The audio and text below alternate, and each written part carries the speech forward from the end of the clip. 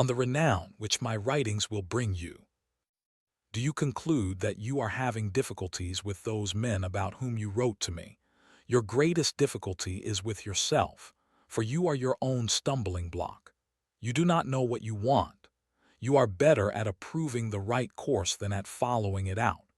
You see where the true happiness lies, but you have not the courage to attain it. Let me tell you what it is that hinders you, inasmuch as you do not of yourself discern it. You think that this condition, which you are to abandon, is one of importance, and after resolving upon that ideal state of calm into which you hope to pass, you are held back by the luster of your present life, from which it is your intention to depart, just as if you were about to fall into a state of filth and darkness. This is a mistake, Lucilius. To go from your present life into the other is a promotion. There is the same difference between these two lives as there is between mere brightness and real light. The latter has a definite source within itself. The other borrows its radiance. The one is called forth by an illumination coming from the outside, and anyone who stands between the source and the object immediately turns the latter into a dense shadow. But the other has a glow that comes from within.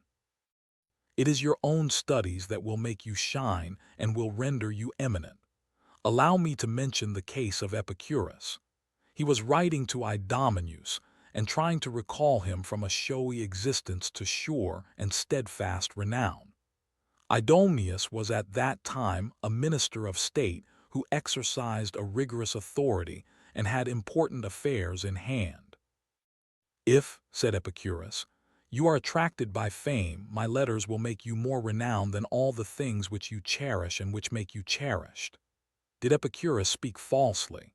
Who would have known of Idomeneus, had not the philosopher thus engraved his name in those letters of his? All the grandees and satraps, even the king himself, who was petitioned for the title which Idomeneus sought, are sunk in deep oblivion. Cicero's letters keep the name of Atticus from perishing. It would have profited Atticus nothing to have an Agrippa for a son-in-law, a Tiberius for the husband of his granddaughter, and a Drusus Caesar for a great-grandson. Amid these mighty names his name would never be spoken, had not Cicero bound him to himself. The deep flood of time will roll over us. Some few great men will raise their heads above it, and though destined at the last to depart into the same realms of silence, will battle against oblivion and maintain their ground for long.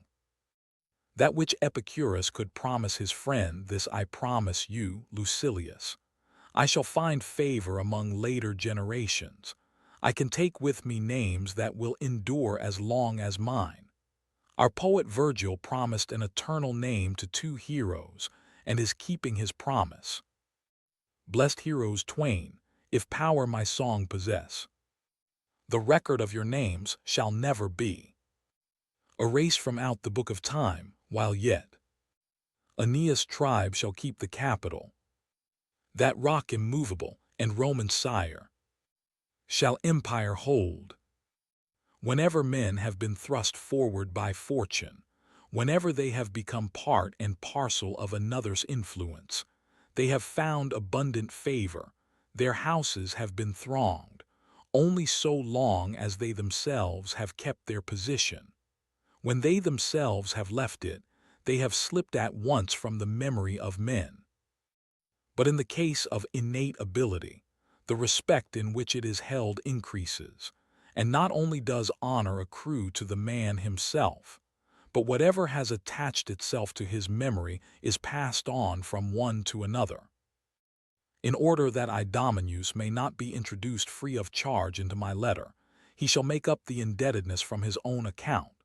It was to him that Epicurus addressed the well-known saying urging him to make Pythocles rich, but not rich in the vulgar and equivocal way.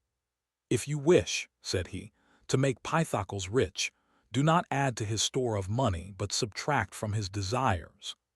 This idea is too clear to need explanation, and too clever to need reinforcement.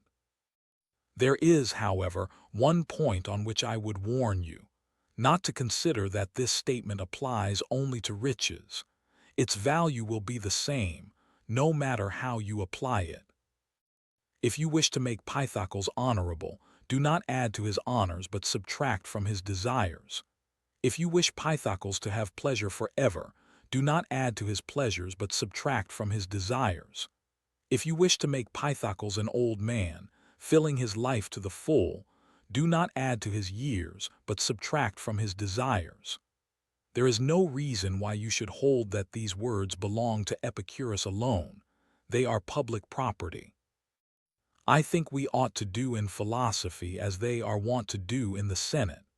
When someone has made a motion, of which I approve to a certain extent, I ask him to make his motion in 2 parts, and I vote for the part which I approve. So I am all the more glad to repeat the distinguished words of Epicurus, in order that I may prove to those who have recourse to him through a bad motive, thinking that they will have in him a screen for their own vices, that they must live honorably, no matter what school they follow. Go to his garden and read the motto carved there. Stranger, here you will do well to tarry, here our highest good is pleasure.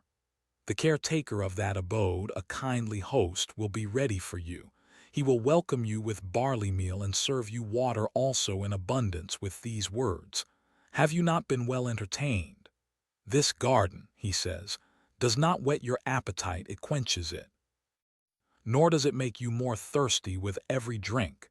It slakes the thirst by a natural cure, a cure that demands no fee. This is the pleasure in which I have grown old. In speaking with you, however, I refer to those desires which refuse alleviation, which must be bribed to cease. For in regard to the exceptional desires which may be postponed, which may be chastened and checked, I have this one thought to share with you. A pleasure of that sort is according to our nature, but it is not according to our needs. One owes nothing to it. Whatever is expended upon it is a free gift. The belly will not listen to advice. It makes demands, it importunes. And yet it is not a troublesome creditor. You can send it away at small cost, provided only that you give it what you owe, not merely all you are able to give. Farewell.